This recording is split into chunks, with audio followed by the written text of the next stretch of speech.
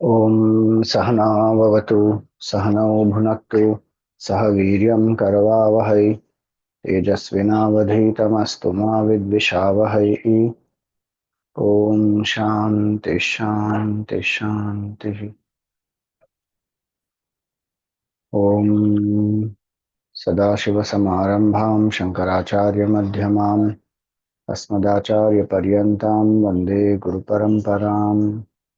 Om Satchidananda Rupaya Vishvotpattyadihetave तापत्रय विनाशाय श्रीकृष्णाय वयं नमः।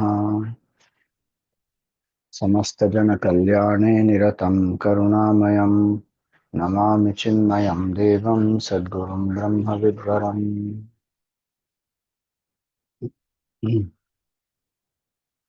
Hari Om, salutations to all. So we are seeing in this sixth canto the stuti that Daksha Prajapati he sings to please Bhagawan Vishnu, the Hamsa Guhya stuti, and in that we saw different ways in which he praises Bhagavan, and Hamsa Guhya Stuti has some roots in the Vedas also. And here we see one of the beautiful shlokas he says is that Bhagavan is the one in whom everything rests, from whom everything emanates, by whom everything is enacted, to whom everything belongs, to whom everything is offered, who is the desired object of every action, and who does everything by himself. He is the ultimate doer. Yasmin yatah yena yasya yasmai yat yaha. So having that way he praises Bhagwan, and he says that Bhagwan is the goal for both the jnanis and the bhaktas.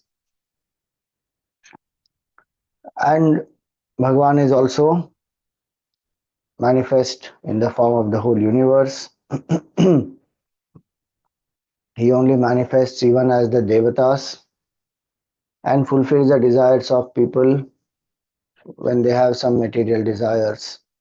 Bhagwan only becomes a devatas only and fulfills the desires. So he says, may that Bhagavan fulfill my desire. So that way in 34th shloka, he concludes this stuti. Now Bhagavan manifests there because he has Daksha Prajapati has to take the creation forward. For that he is doing this tapasya. When Bhagavan manifests there, he doesn't come alone. He comes with Naradji, Nanda, many devatas, Indra, all of them, and he is praised by the Siddhas, Gandharvas, Charanas, and all of them. So when he comes there, his beautiful form is what is described here now. From verses 35 onwards, iti stuta samstuvataha sa tasmin aghamarshane. The place, if you remember, is called Aghamarshana, where he has gone, Daksha Prajapati has gone to do the uh, austerities, tapasya. Agha means sin, Aghamarshana, that which will remove the sins. So, Avirasit Kurushreshta Bhagavan Bhaktavatsalaha. Bhagavan manifested there, his Bhaktavatsala, he manifests there in that place. Kritapada Suparnamse Pralambashtamaha Bhujaha Chakra Shankha Asi Charma Ishu Dhanuhu Pasha Gadadharaha. 8 things Bhagavan manifests with 8 hands. And in 8 hands he is holding these 8 things. So what are those 8 things? So he is sitting across, he is sitting on Garudji. Both the feet are on two sides of Garudji, and he had 8 long arms where he is having this chakra is the Sudarshan chakra, Shankha is the conch, Asi is the sword, uh, then Charma, so that is the shield, Charma, Ishu is a arrow, Dhanuhu is a bow, Pasha is the noose, and Gada, that is the mace.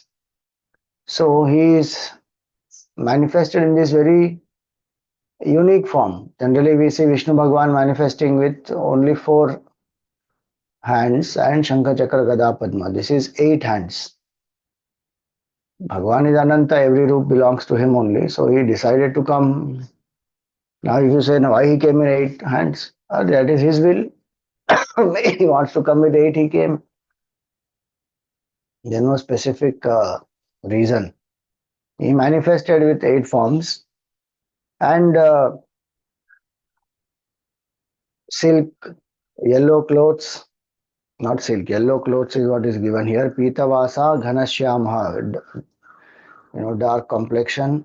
Prasanna Vadanekshana, very uh, pleasant, smiling face. Vanamala Nivitango Lasat Shri Vatsa Kaustubham. So there is Vanamala on his neck, a garland made up of wild flowers. And there is the mark of Shri Vatsa and Kaustubha. So, Kaustubha is a money. Mahakirita Katakaha Sfaran Makarakundalaha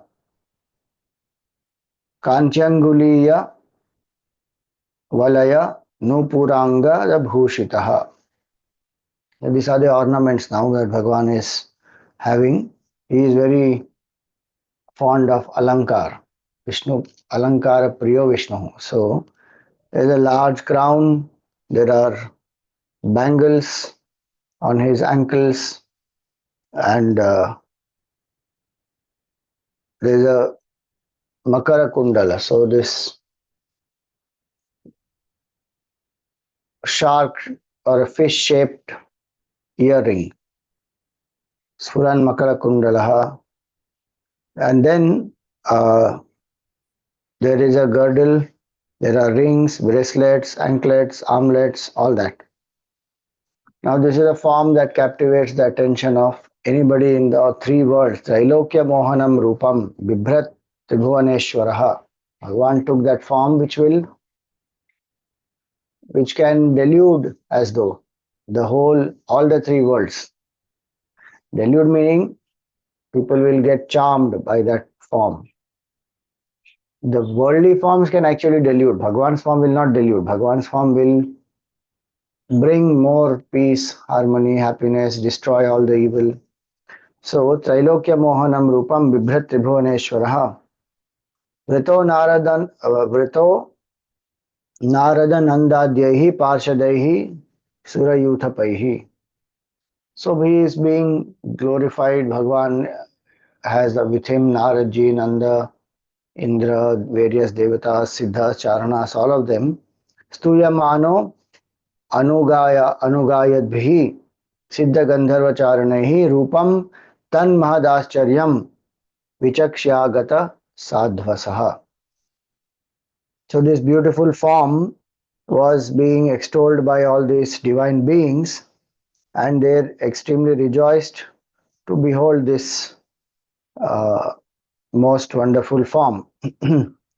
Daksha prostrates to Bhagavan. Nanama Dandavat Bhumau Prahrishtatma Prajapati. Dandavat Pranam he does. He is very happy that Bhagavan has manifested, given darshan, and in this unique form. Nakinchan Udariyatum Ashakat Tivraya Muda. So he bows down to Bhagavan. He is not able to speak anything because his heart is filled, overwhelmed, his voice is choked, and The example given here is like the river uh, with mountain torrents. Tivraya muda. Apurita manodvarehi hradinya iva nirjharehi. So these rivers, when they are flooded with, the rainwater that falls on the mountains and then that trickles down, how the river will just get flooded like that. The heart of Daksha Prajapati is flooded with lot of devotion for Bhagavan, so he is not able to speak, or he already did the stuti, but now when Bhagavan is manifest, then all the more. One wants to glorify Bhagavan, but voice is choked, he says. Tam tatha vanatam bhaktam praja kamam prajapatim chittagnya sarvabhutanam idam maha janardanaha. So, to that Daksha Prajapati, who was a great devotee of Bhagavan, and what is his desire? Praja Kamam. He wants Praja. Why he wants Praja? Because Brahmaji said, create, take this population forward, take this creation forward, populate it. So he did tapasya for that. Very interesting, you will find is one common feature in Bhagavatam throughout.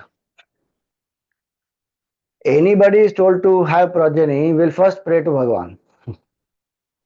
Prachetas also did that, Kardam Rishi also did that. Here now, Daksha Prajapati doing that. Like that, you will see so many of them.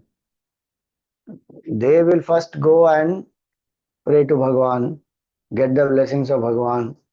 Then they will enter into, the family way.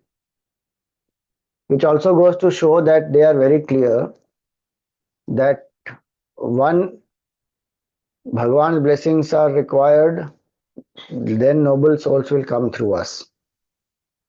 Two, purpose of life is not to be lost in the family way or to be fully engaged in that by which one forgets Bhagavan. Purpose of life is to focus on realization of the truth. One part of life is grahasthashram. And so one gets into it with the bhavana, with the foundation of bhakti, sharanagati, seva of Bhagavan. Then one will continue that in the grahasthashram, that Bhagavan has put me here and Bhagavan wants this to happen and I have to take care of the family. So with that attitude one will do. Otherwise one feels very frustrated, oh, family life and this marriage and children and rag and dvesh, and how can there be peace? There is no peace in grahasthashram. And that way peace is not there anywhere. It is only in our heart, in our mind we have the right attitude. And if we have surrendered the ego, then otherwise no peace. Even married or unmarried, wherever one is, aprayatnat prayatnatva mudho na apnoti nirvritim. The ignorant and the deluded one will not attain peace even with great amount of prayatna, meaning effort, or aprayatna, or renunciation, meaning neither through grahastha nor through sannyas the deluded will get the peace. Shantim apnoti naishtikim. The supreme peace one will not get. Then how will one get? Tattva nischaya matrena. Only by knowing the essence. What is the essence? My nature is Brahman. I am not this jiva. I am not this body. That is the tattva. Tattva nischaya matrena. So then the point is, that is in the language of knowledge, tattva nischaya. In the language of bhakti, it is sharanagati of Bhagavan. So now he wants progeny, prajakamam prajapatim. And you see in Bhagavatam, whatever one wants, one goes and asks Bhagavan. Dhruva wanted the love of his father. He wanted to sit in the lap of his father. He went to Bhagavan. The Prajapati and others want progeny. They go to Bhagavan. The Devtas, they want Amrit. They also go to Bhagavan. So whatever we seek, we get from Bhagavan. The false notion that has been fed into our mind that Bhagavan ke kuch mat mango. Arey kuch mat mango is a sthiti. If you come to the desireless state, anyway there is no desire, then one will not ask. But having lot of desires within and then suppressing and saying, nahi nahi, main to Bhagavan se kuch nahi mangungi. What is the point? If there is a desire, ask Bhagavan. Through that also I am remembering Bhagavan only, and Bhagavan only will fulfill it. So I will have that satisfaction that by Bhagavan's grace this happened. Otherwise, my ego will rise up. I did work, I did hard work. Because of me, this happened. Because of me, I was able to achieve this. Then ego boosting will happen. So, and the truth is, Bhagavan only is the karma adhyaksha, karma phala data. So then, why unnecessarily carry the burden of ego? We let go. If there is some desire, pray to Bhagavan that please bless me with this. So, nothing wrong in asking Bhagavan. If one rises above desire at some point in time in one's evolution, becomes desireless, then anyway there is nothing to ask. So here, tatha vanatam bhaktam praja kamam prajapatim. Prajapati wants praja, meaning he wants progeny. To that Daksha, the Lord who knows the minds of all the living beings, what did he say? Now comes Bhagavan's address. Shri Bhagawanuvacha प्राचेतसमहाभाग संसिद्धस्तपसा भवान् यच्छ्रद्धया मत्परया मयि bhavam param गतः. So he says that, oh Daksha, who is the son of the Prachetas. Remember, Prachetas themselves have done tapasya as guided by Shivji, and Bhagawan Vishnu manifested in front of them and blessed them to take the creation forward. So Daksha is following their footsteps. He also has to take creation forward. So he prays to Bhagavan. So Bhagavan says that you are the son of Prachetas and you have fulfilled your sadhana by this tapasya that you are doing. And you have developed a lot of devotion to me. And so this is one important point. Yachraddhaya matparaya mayi bhavam param gataha. All our tapasya must lead us to have bhakti for Bhagavan. Which means that ego has to surrender, ego boosting should not happen. If the tapasya boosts my ego, oh, I'm a great tapasvi. You know, who does tapasya like me? The other people are doing chota mota tapasya. The great tapasya. Bhagavan, we forgot. No, for Bhagavan also I remember Swamiji, but nobody can do tapasya like me. Then that bhakti is very kacha. That tapas is also very immature. Maturity of tapas is ego goes away. Ahamapetakam nija vibhanakam mahadidam tapo ramanavadyam. Ego, surrender of the ego is the greatest tapas.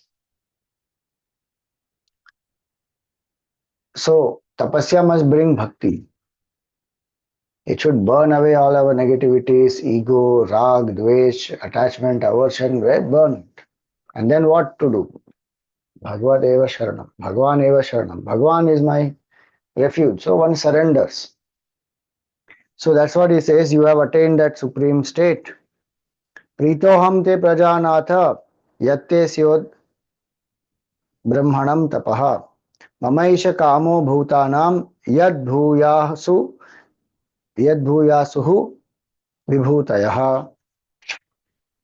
So Bhagavan says that he is very pleased with him, with Daksha Prajapati, and the tapasya that Daksha Prajapati has done is good for this creation. He has set good standards and to take this creation forward for the growth of this creation.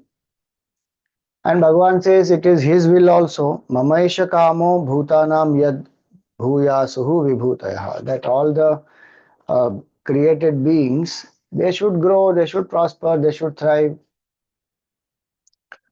Then he says all the different forms of Bhagavan as well as Devatas. See, Brahma, Bhavaha, Bhavantascha, Manavo, Vibhudeshwaraha, Vibhutayo Mama Hyeta Bhutanam Bhuti Hetavaha.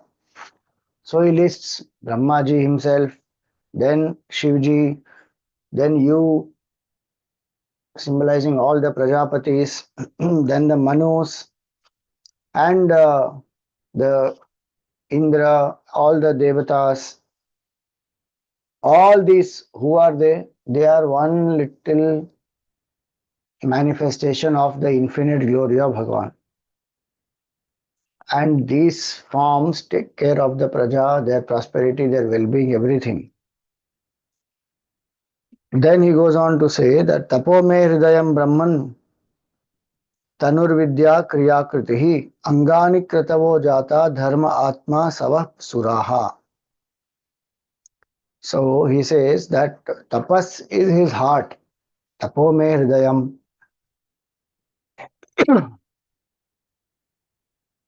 And so a sadhak lives in tapasya. Sadhak doesn't live in bhoga. And tapasya means to be focused on the goal. Tapasya means to not do anything which is taking us in opposite direction from my goal.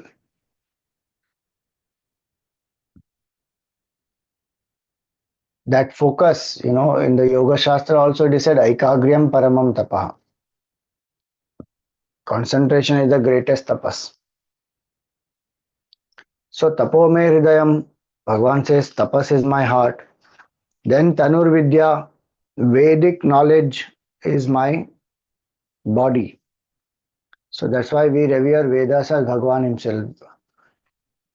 So, and then he says that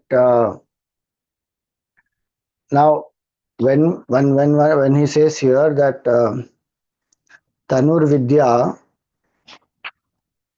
so Tanur Vidya, Tanu is the body, Vidya, Vidya can mean the knowledge that is found in the Vedas, or Vidya can also mean this. Um,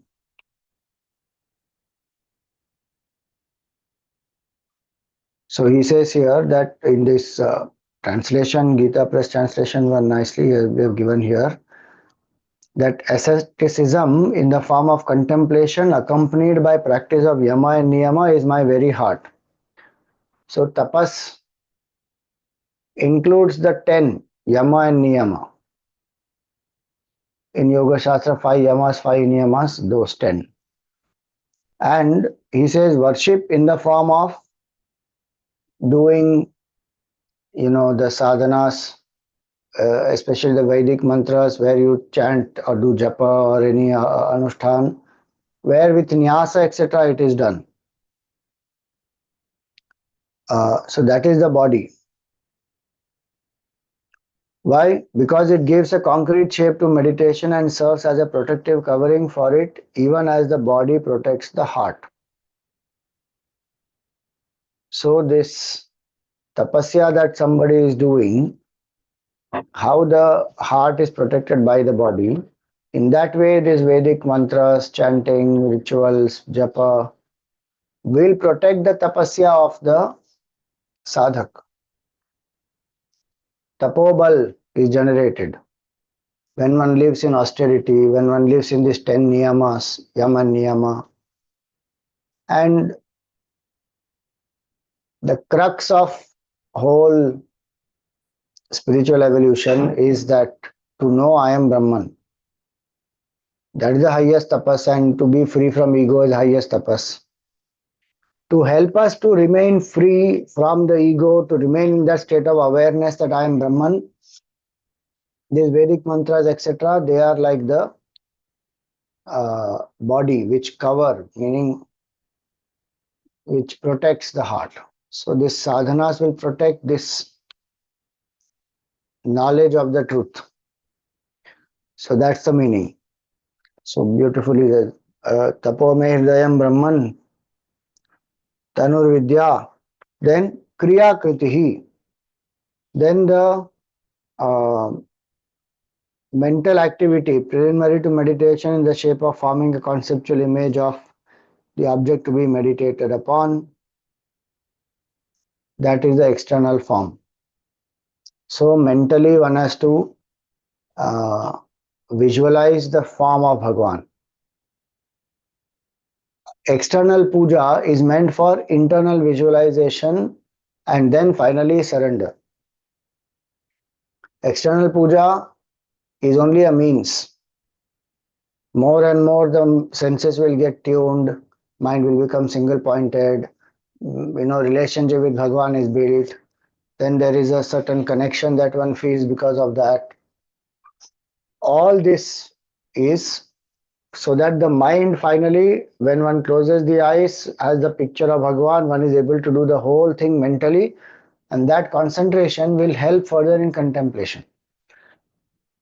So if you see the sequence is beautiful. Subtlest is Brahma Vidya, then Vedic chanting and various other mantras that will help to protect the sadhana of contemplation, which will make the mind single pointed. Then you do the external activities, puja and many other things, which will prepare the mind with single pointedness to do the manasik puja and then to go ahead and do the nididhyasana. So that way, he says here that now the sacrifices well performed are the members of my body. So that is the next one. Angani kratavaha. Kratavaha means the sacrifices, means rituals, external rituals. Havan, yajna, homa, all these. They are various limbs of his body. Then the merit that comes from such sacrifices, angani kratavo jata dharma. That dharma, what the merit that arises from such sacrifices is the mind. Please remember, when the word Atma is used here, no? Atma. Angani kratavo jata dharma Atma. Atma here does not mean self or consciousness. Atma word here means mind. So that is the mind. What the merit that arises, that is the mind. Meaning sattvic state of mind, pure state of mind. And then the devatas, who are they? They are the pranas of Bhagavan. Asu means prana. So asavaha suraha, they are the devatas, who are the pranas. Which means what?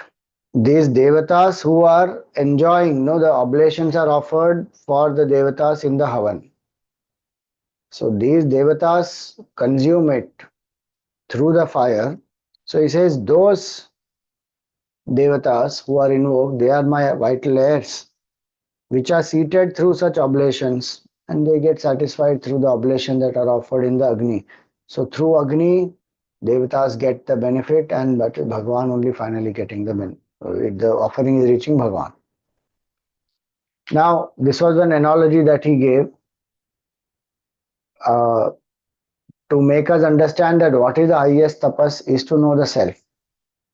And so next, and to prepare for that, various other things like the Vedic chanting, then the japa, then the rituals, all the sadhanas are given.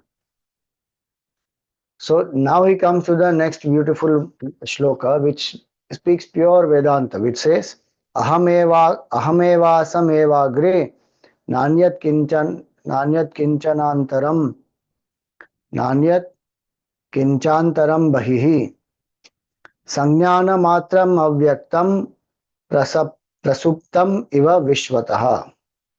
This, if you remember, had come even in Chatushloki Bhagavat long back we did, the second canto, where Bhagavan gives the knowledge to Brahmaji, that is Chatushloki Bhagavat. In that also this will come. Aham eva sameva agre nanyat kinchantaram bahihi. But the first part comes. Aham eva sameva aham. Aham eva aham asam eva agre. So, what is the meaning? Bhagavan says, I alone was, I alone am, I alone will be in the future. There is nothing other than me. That is the supreme non-dual truth. Before the creation, I alone existed, and that too in a state of absolute inactivity. There was nothing else in the form of the perceiving object or the perceived object, meaning there was no duality. I was mere consciousness and unmanifest, meaning that supreme consciousness which remains even when creation is dissolved, in whom creation rises, stays, goes, that infinite consciousness. So, if you read all these passages properly, then one will understand that the supreme truth is nameless, formless, attributeless, infinite consciousness. There is no duality there. Using the power of Maya, that consciousness then becomes Ishvara, projects the whole world. That's a different point. And as a part of the world, or to bring the world into a certain dharmic state, avatars of Bhagavan also happen. If somebody says now this avatar is the supreme most and everything else is lower than that, that is delusion. Because Bhagavan by himself doesn't have any form. Whichever form whichever form the devotee considers as the Ishta is the best form for that devotee. And the devotee also should know that is only a means. The tattva is beyond the form. Jiva's form, Ishvara's form. Beyond both is the tattva, infinite truth. So that's why it says Aham eva. I alone was Asam, Agre, in the beginning. Again, that beginning is only for us in terms of language. Where beginning? When the whole Srishti has gone into Pralaya, there is no time. It is timeless state. Time comes into play after mind comes into play. Till then, there is no psychological time. The Jiva will not know. I'm not saying human mind. Any Jiva, mind has to be there to experience time. And why? Because time is gap between two thoughts. Psychologically, that's the gap between two thoughts. Hence, when it is said here, Aham evasam eva agre, I alone was in the beginning. There was no one else. That I does not mean a form. It is not that Vishnu Bhagavan is saying that, so it is only Vishnu Bhagavan's form. Bhaktas may consider that, no doubt, but Vedantically speaking, it is one infinite consciousness. And so that's why he says here this, that before creation I alone existed, and that too in a state of absolute inactivity. Meaning potential was all dormant. That's all. It's not meaning tamoguna. It's like how in the seed, the whole tree is there in unmanifest form. So there's inactivity. But the moment that seed is put in the soil and some water is poured and then the sunlight is there, slowly that whole tree will manifest from that one little seed. Like that, Bhagavan is in the causal state. So there is no activity. Like how we are in deep sleep, no activity. Meaning conscious activity. Now in reflex, if I have some habit, or by it happens in the night I just kick whoever is nearby. Meaning I just kick. Somebody is nearby, they will get kicked. I am not talking about that. Deep sleep, there is no activity happening because that entity, mind, has become dormant. The body and prana are going on because of karma. When that karma is over, this person will drop the body. In the sleep only so many go away. Why? Because karma over. So deep sleep, no activity. Like that. I'm just giving you an example to understand what is the state, causal state. When the whole pralay happens and Bhagavan alone is. Which means what? Bhagavan is indestructible. Aham evasam eva agre. Na anyat kinchantaram bahihi. There was nothing outside me or inside me. Meaning this outside inside division also is because of body. If this body is not there, what outside, what inside?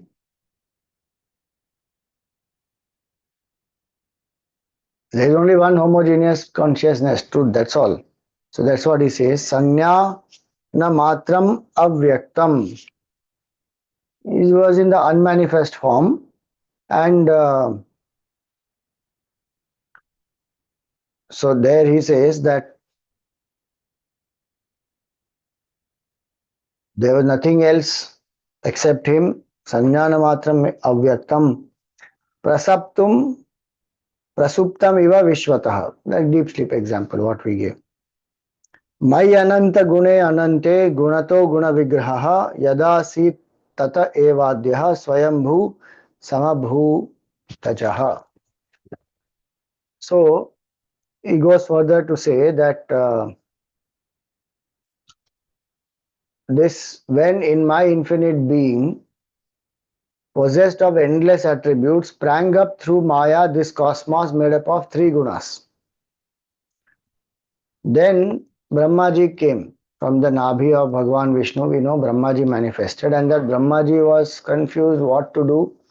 That also we saw earlier in second canto. It comes that he meditated for 1,000 years because he heard the voice tapa tapa. So okay, he meditated. And then Bhagavan manifested and gave him the knowledge of the self and then also blessed him to take the creation forward. So that's what Bhagavan is saying here. Brahma, the cause of all, not born of a mother's womb because he is born from the Nabhi of Bhagavan Vishnu. When Brahmaji wanted to start the creation, what happened? He was not able to proceed further, and finally he was able to do that. How? By the grace of Bhagavan, his knowledge, his presence, his energy, everything. So that all-powerful divinity accordingly practiced severe austerities and enjoined by me by recourse to which he evolved at the very outset 9 lords of creation including you. So 9 Prajapatis were created by Brahmaji after he heard the Chatushloki Bhagavatam, and he was blessed by Bhagavan. Then these 9 progenies, they are the Prajapatis, Marichi, etc. Marichi, Kardam, Daksha, like that 9 will be there. Daksha is one of those 9. Why is Bhagavan telling all this as though Daksha doesn't know? The point is to remember that Bhagavan alone was, and that is only truth. If one can't accept that, then okay, creation is one level. Fine. Then there is a creation we are seeing. So there has to be a creator. Now, how did that creator come? He came from Nabhi of Mahavishnu. Meaning, same infinite consciousness, Brahman, using the power of Maya, becomes Ishvara, the creator. Now, there, Brahmaji doesn't remember, doesn't know what to do, and so he also does tapasya. And Vishnu Bhagavan gives him the knowledge. Then he takes the creation forward, which means Bhagavan we should not forget in this whole process.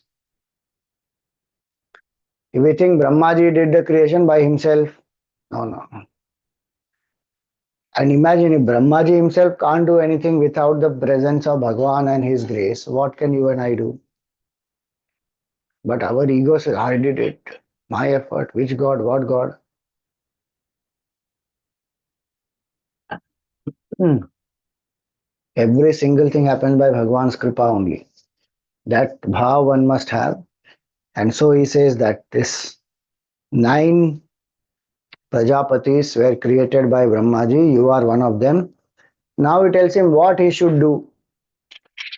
And he says the daughter of Panchajana, who is one more Prajapati, is Asikni.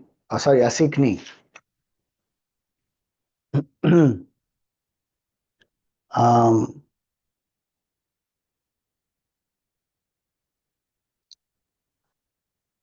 एषा पंचजनस्यांगम दुहिता वै प्रजापते असिक्नी नाम पत्नीत्वे Prajnesh प्रतिगृह्यताम. So you should accept this daughter, Asikni, who is a daughter of Panchajana, who is again a Prajapati, as a wife. Meaning you should marry her. And मिथुन मिथुन व्यवाय धर्मस्त्वं प्रजासर्गमिमं पुनः मिथुन व्यवाय धर्मिण्यां भूरिशो भावयिष्यसि. So he says through the physical act of conception you will after marriage you will beget progeny in large numbers through her who will follow you, who will follow the prescribed course of union between man and woman. Meaning as per dharma, what the scriptures guide, unite with your wife, have the children, and they also, after you, those created beings, all the created beings coming after you will be born in the form of children by copulating with my Maya in the form of the woman and bearing offerings to me. Meaning the Shakti form, the female form, is the Maya of Bhagavan. And Maya, in the sense, we should not think Maya as a negative connotation here. So Maya here is a Shakti of Bhagavan. Like how Bhagavan himself uses Maya Shakti and from Brahman he became Ishvara, invoking that power. The physical manifestation of that power is through the woman because she will then give birth. Man cannot give birth. So the woman will give birth. So he says, why he explains this? Because till now it is Manasa Srishti. We should not forget that. Vishnu Bhagavan, through his Nabhi, Brahmaji came, and Brahmaji, through his Manas, mind power, he creates 9 Prajapati who are also in the subtle form. They can take gross form whenever required, but they are in a subtle form, Manasik Srishti it is. So he says, now you come, you get married, and then there will be a physical union, and through that union, children will be born, not Manasik children. And they will also further take the creation forward through this same process of physical union. So having said this, Bhagavan gave him the blessing, what he wanted, progeny. So Bhagavan came, blessed him, told him the way, marry this girl who will come, and you have children, and take the creation forward. So that is where this canto ends. Having spoken thus, ityuktva mishatas tasya Bhagavan Vishwabhavanaha swapnopa labdhartha iva tatraivantar dadhe harihi. So Bhagavan became unmanifest, just like a objects in the dream. And Daksha looked on, oh Bhagavan unmanifest, went, Tirodhan. So this is the end of this particular chapter. Now the point to understand here also is this: whatever the devotee seeks in this way with doing tapasya, etc., and as per the niyam of the Srishti, whatever is possible, the Lord will bless. And the devotee also takes the creation forward with the blessing, with the bhavana that it is through Bhagavan's grace only this has happened. Now further what will happen? So Daksha Prajapati will further, so he will marry. And then very interesting things happen that we take up in our next satsang. Today we will stop here.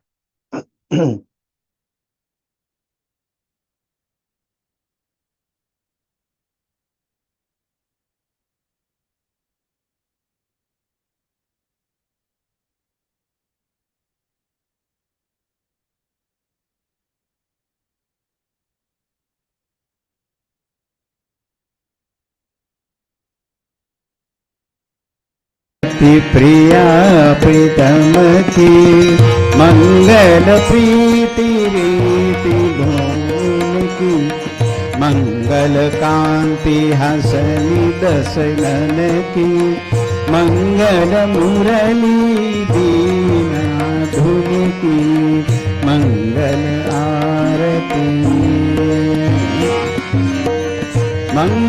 बनी त्रिभंगी हरि की, मंगल सेवा सब सहचर की, मंगल सिर चंद्रिका मुकुट की, मंगल छवि नयन में अटकी, मंगल आरती।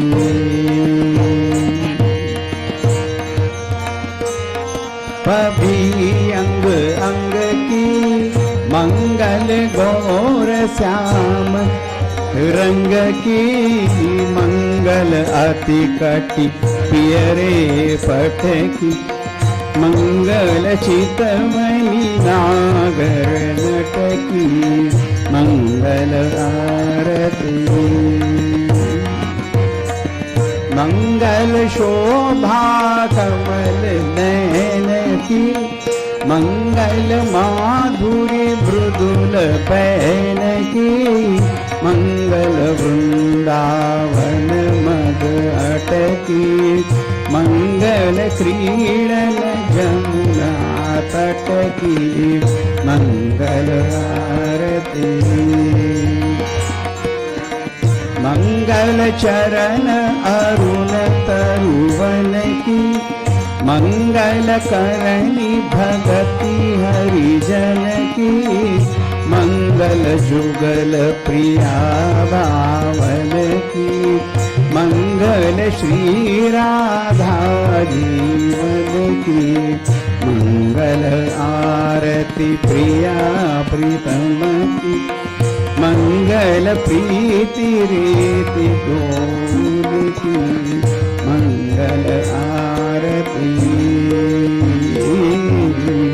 मंगल आरती। राधा वर कृष्णचंद्र भगवान की जय। ओम न तत्र सूर्यो भाति न चंद्र तारकम, नेमा विद्युतो भान्ति कुतो यमग्निः, तमेव भान्तमनुभाति सर्वं, तस्य भासा सर्वमिदं विभाति। सद्गुरुनाथ महाराज की।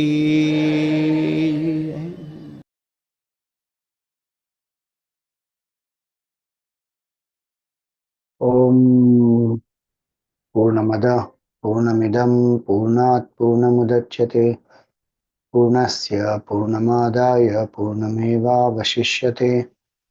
ओम शांति शांति शांति। हरि ओम। श्री गुरुभ्यो नमः। हरि ओम।